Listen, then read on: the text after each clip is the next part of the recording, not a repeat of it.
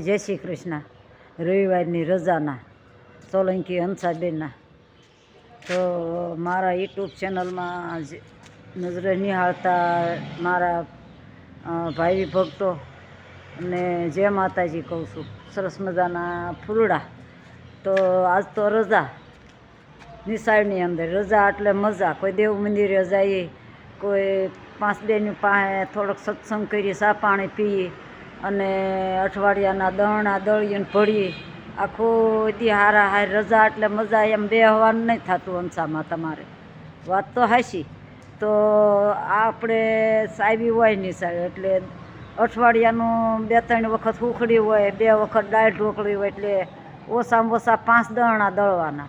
ઘંટી હોહરા ઘરે ઘંટી છે, થારા કરતા જઈએ ને દળના ઘંટીમાં નાખતા જઈએ. તો માનવ સેવા જેવું થયું. રજાએ મારે પોરો નહીં, નોકરી તો ખરી પણ મારે રજાએ કામ ચાલુ હોય. જો આજે ટાંકો ભર્યો પાણીનો, દાખલા તરીકે કાલ પાણી ન આવ્યું હોય ને આજ હું આવી સૌ થોડી વાર, તો પાણી મોટર વેતી કરી એટલે ટાંકો ભરાઈ ગયો. ટાંકો ભરી લીધો. વળી પાછું કાલે આવશું ટાઈમે તો કાંઈક બીજું કામ થાય. એટલે કામથી બંધાણેલા છે. ભગવાન કૃષ્ણ કેમ બંધાણો હતો આ ભક્તિ ભજનવાળાને, કે તમે જ્યારે ભાવ ભજનથી ભક્તિ કરશો ત્યારે હું તમને દર્શન આપીશ. અને આપેલા છે ને, ખોટું નથી. મીરાબાઈને દર્શન આપ્યા છે, નરસિંહ મહેતાને આપ્યા છે, અને એના દર્શન નહીં ખાલી એના કામ કર્યા, મામેરા પૂર્યા. કુંવરબાઈના વાણોતર થઈને આવવું પડ્યું ભગવાન નહીં. તે આમાં કાંઈ આપણે માનવ જેવા દેહમાં આપણે ઓછા નથી ઉતર્યા ભગવાનની પાછળ. એને એ ભક્તિમાં લિંગ થઈ ગયા એટલે ભગવાનને એમ થયું કે હવે જવું પડશે એમ. એટલે એને મામેરા પૂર્યા નરસિંહ મહેતાના. તેને ઝેર કટોરામાં દર્શન દીધા. અને સકુબાઈના બેડલામાં રમ્યા. સકુબાઈએ સમર્યા અને મીરાબાઈને ઝેરના કટોરા મળ્યા. અને સરસ મજાના જલારામને કોઈને કાંઈ ઘટવા નથી દીધું. તો મારો ઈશ્વર ગોવિંદ ગીરધારી ગરુડે સળીને આવે. તો મારી જેવા કોઈક એકાદી ભગત એવું છે કે એ ભગવાન સમર્યા એટલે આવ્યા તો ખરા, પણ પાછળ આવી ગયા કાકે ગરુડે સડીને વળી ભગવાનને દ્વારકા ગરુડ લેવા જવું પડ્યું. કે પાછા આવ્યા ભગવાન કે બહુ મોડું કર્યું. તે પણ તમે કીધું હું આવી જ ગયો તો કે ગરુડે સડ મારે ગરુડ લેવા જવું પડ્યું. એમાં મારે બધો ટાઈમ થોડો ખોવાઈ ગયો. તો ભગતને જો ભગતે ભગવાનને ભે પાડી દેશે.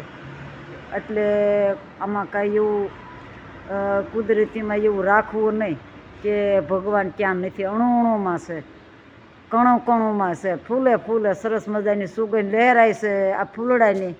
તો હું સુગંધની મોજમાં મેં મોજ કરી લીધી. સુગંધની પડખે, ફૂલની પડખે તો ફૂલડું બનીને રહેવું.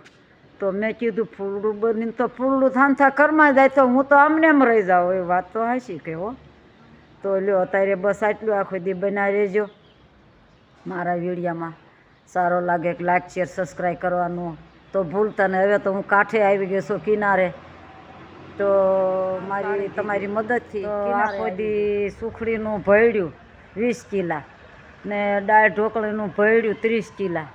તો આમ કરીને મેં 50 કિલો અનાજ ભળી નાખ્યું ને સરસ મજાનું આખો દી આમાં આમાં રહ્યા. લાવ્યાને લઈ ગયા, લાવ્યાને લઈ ગયા. અને સાંજ વેળા થઈ એટલે સાંભળી ગયું કે હાલો એડિટિંગ કરવા. પણ એડિટિંગમાં એવું છે સવારના આજ કાંઈ બ્લોકમાં બહુ હતું નહીં. પણ હું કેવી તૈયાર થઈ ગઈ, સાચું બોલજો. જાનમાં જાય એવી કે નહીં. પણ અત્યારની તો જાન એવી હગાઈમાં વરરાજો લઈ જાય. જાન ગણવી હગાઈ ગણવી. પહેલાં તો અમારે એવી મર્યાદા હતી અને અમે જાન એવી હતી. મારા લગ્ન થયા મને 45 વર્ષ થયા. તો બળદગાડામાં જાન હોય અને સરસ મજાના ઘૂઘરમાળ બળદને પહેરાવ્યા હોય, શિંગડા ભરેલા માથે પહેરાવ્યા હોય, કપડામાં ભરે એમાં શિંગડા પહેરાવી દે સરસ મજાના. બળદને સરસ મજાના શણગાર્યા હોય, ઝૂલ્યું ઓઢાડી દે અને પછી સરસ મજાના ગાય. લાંબે ઢાળે ગીત ગાય. જાન બારોટે પછી જાન કેવા ગાય તો લગ્ન ગીત એવા સરસ ગાય ને. સટકે સાલે વીરની મોજડી રે, મોજ લે સાલે વીરની જાન. આવા સરસ મજાના લાંબે ઢાળે ગીત ગાય. અને બેનુંને જાનડીઓને ખાસ ટેપની જેમ ગામમાં વ્યવહાર ઢાલ ન હોય તો 5 જાનડીયું હાર્યું લઈ જાય. ગીત બહુ આવડતા હોય ને અને પછી બળદ ગાડામાં વરના ગાડામાં બેહારે ઊંટડે માથે બેહારે. એના કેટલા માન હતા એ બેનુંના કે ફલાણા ભાઈની દીકરીને જાનમાં કહી આવો ને આપણે પારકે ગામને પાદર જવું, ગીત નહીં આવડે તો આપણે ભૂંડા લાગશું. આવું બધું રિવાજ હતા ને એવા સરસ મજાના ગીત ગાય. રાતના તોરણ હોય, સરસ મજાના દિવસના તોરણ હોય. રાતના મેં ઓછા જોયા છે, કોક જોયા છે, સાંભળે છે, પણ એ મારી પહેલાંનું. તો આવું સરસ મજાનું લગ્નના યાદી આવી ગઈ એટલે 2 શબ્દ બોલી. હવે આવું લગ્ન કાંઈ નથી, 2 કલાકમાં જાન પરણીને આવી જાય. અને એમાંય સમો લગ્ન સારું છે. દાતા બધા મંડાઈ ગયા છે, નકર તો જાનું ક્યાં ઊભ્યું રહેત ને ક્યાં અટકે.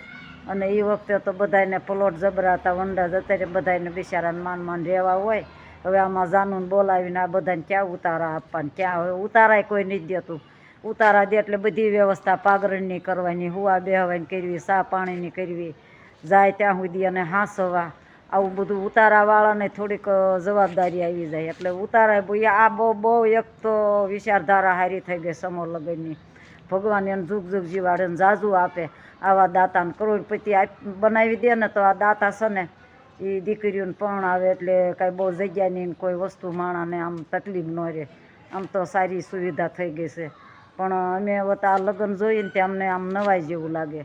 તો બળદગાડાને એમાં પાછું કેવું આવે કે સીમાડો આવી જાય ને એટલે વરરાજાને ને આ કન્યાને હેઠા ઉતારે કે સીમાડો સાપા 5 પગલાં ભરવા જોઈએ. અને પછી જે હેઠા ઉતરે ને એટલે બળદને એવા દોડવે એટલું એને હાલવું પડે. પછી આવા સીમાડાના રીત રિવાજ અને જાનું પરણીને આવે એટલે દી હાથમાં સુધી પાદર પડી રહે કે ઢોર સીમમાંથી સરીને આવે ત્યાર પછી હામૈયા થતા. અત્યારે ગમે ત્યારે જાન આવે, 12 વાગ્યે હામૈયા કર્યો. અત્યારે 12 વાગ્યે જાન આવતી નહીં પહેલાં. ત્યારે ત્યાં સુધી જે તો જાન પાદર પડી હોય કે જે સીમમાંથી ધણ નથી આવ્યું શરીર, ધણ આવે ઘરે આવે ત્યાર પછી આ લોકોના હામૈયા થતા. આવું બધું મેં રીત રિવાજ જોયેલા, જૂના રીત રિવાજ. કારણ કે 62 ને 63માં બેસી ગઈ, મારા 45 થયા એટલે આ ખેલ બધા જોયેલા, કાંઈ ઘટે નહીં. અને મને ગીત બહુ આવડતા લાંબા ટાણાની, જે મને લગ્ન ગીત બહુ આવડે છે. પણ ગાવા ક્યાં જવા, આપણે આગળ ગાય પાછળથી કોઈ ઝીલે નહીં, રેઢિયું રાડ્યું નાખ્યું એવું થાય.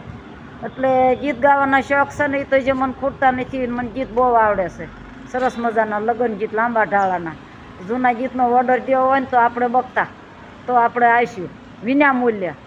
તો સરસ મજાના ગણપતિ મહારાજના આવડે ને રસ્તામાં ગાતા હોય તો સરસ મજા. લીલુડી ગરના ને જાફરું ક્યાં પાણી વળાવો સગળી સીમોના નાકા દેવરાવો નાગર વેલના કિયો ભાઈ રાણો કિયો ભાઈ રાજીઓ કિયો ભાઈ પરણે મરાથણી.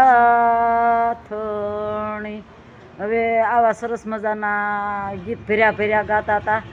તો અત્યારે બસ આટલું વિરામ લઈએ. ફરી મળશું સવારે કોઈ નવા બ્લોકમાં નવા બ્લોક સાથે. ત્યાં સુધી જય માતાજી, જય શ્રી કૃષ્ણ કરી લઈ લો. જય માતાજી.